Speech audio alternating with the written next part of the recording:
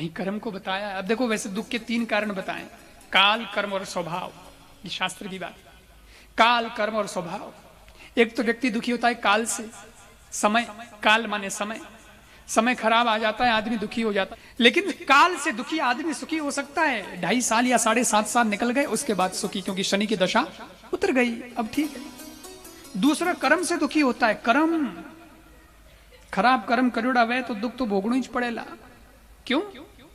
अवश्यम एव भोक्तव्यम कृतम कर्म शुभाशुभम, शुभ अशुभम। चाहे शुभ कर्म करो चाहे अशुभ कर्म करो, आपको फल तो भोगना ही पड़ेगा। ये कर्म का गणित है। और मत सोचो कि पुण्य घना कर ले वहां तो वह खराब कर्म अपना है खत्म, वह भोगना तो पड़ी। पर जो अच्छे कर्म करोगे तो उसका खाता अच्छा रहेगा, तो फिर वो जो पीछे हुए छोटे मोटे खाली वही भोगने पड़ेंगे, बाकी तो सुखी है, सुखी रहोगे।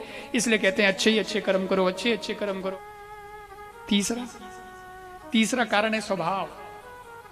काल, कर्म और स्वभाव। आदमी स्वभाव से भी दुखी होता है और काल, कर्म इनसे भी दुखी होता है।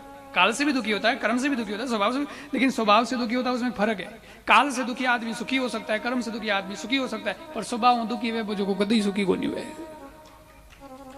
स्वभाव ही खराब पड़ गया, इसलिए स्वभाव से दुखी आदमी कभी सुखी नहीं होता है। इसलिए कहते हैं स्वभाव अच्छा रखो, बढ़िया स्वभाव रखो, चोखो रखो।